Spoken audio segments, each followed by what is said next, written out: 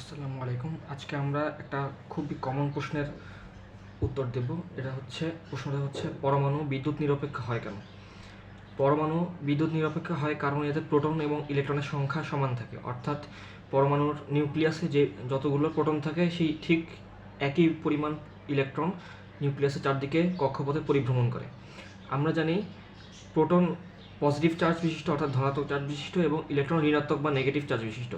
তাই পরমাণুতে প্রোটনের ধনাত্মক চার্জ এবং ইলেকট্রনের ঋণাত্মক চার্জ পরস্পরকে চার্জ নিরপেক্ষ করে দেয়। জিনিসটা কীরকম? ধরা যাক হাইড্রোজেন পরমাণুতে একটি প্রোটন আছে এবং যেহেতু প্রোটন সংখ্যা এবং ইলেকট্রন সংখ্যা সমান থাকে পরমাণুতে, সেজন্য হাইড্রোজেনেরও একটাই ইলেকট্রন রয়েছে। তাই হাইড্রোজেনের একটা প্রোটন ধনাত্মক চার্জ বিশিষ্ট প্রোটন আর একটা ঋণাত্মক চার্জ বিশিষ্ট প্রোটনকে পরস্পরকে বিদ্যুৎ নিরপেক্ষ করে দেয়, চার্জ নিরপেক্ষ করে দেয়। এই জন্য পরমাণু বিদ্যুৎ নিরপেক্ষ হয়। তবে যদি এখানে হাইড্রোজেনের চার্জটা বোঝানো হয়েছে, হাইড্রোজেনের পরমাণুতে একটি প্রোটন এবং একটি ইলেকট্রন থাকে, অর্থাৎ মোট চার্জ হচ্ছে +1 -1। একটা ধনাত্মক চার্জ বিশিষ্ট প্রোটনের চার্জ আর একটা ঋণাত্মক চার্জ বিশিষ্ট ইলেকট্রনের চার্জ পরস্পরকে নিউট্রাল করে দিয়ে চার্জ নিরপেক্ষ করে দেয়, অর্থাৎ 0 করে দেয়।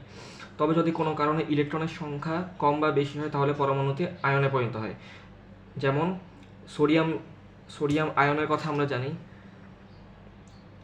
সোডিয়াম আয়নের পারমাণবিক সংখ্যা হচ্ছে 11। তো এখানে 11টি প্রোটন আছে, কিন্তু চার্জিত অবস্থায় এতে একটি ইলেকট্রনের পরিমাণ কমে যাওয়াতে একটি পজিটিভ চার্জ বেশি হয়ে গেছে। মানে 11টা প্রোটন থাকলে তো 11টা ইলেকট্রন থাকার কথা। সেখানে পরমাণু অবস্থায় তারা পরস্পরকে নিষ্ক্রিয় করে দেয়, যেহেতু সমান পরিমাণে থাকে পজিটিভ এবং নেগেটিভ চার্জ। কিন্তু যখন সোডিয়াম কোনো যৌগ গঠন করে তখন ইলেকট্রন বহিঃস্তরের অষ্টক পূর্ণতার জন্য ইলেকট্রন বর্জন করে, তখন সোডিয়াম আয়ন পজিটিভ চার্জ যুক্ত হয়। তখন ইলেকট্রনের সংখ্যা একটি কমে যায় এবং প্রোটনের সংখ্যা একটি ইলেকট্রনের চেয়ে একটি বেশি থাকে। এজন্য পরমাণুতে যদি কখনো ইলেকট্রনের পরিমাণ কম বা বেশি হয় তখন পরমাণুটি আয়নে পরিণত হয়। Thank you. আসসালামু আলাইকুম।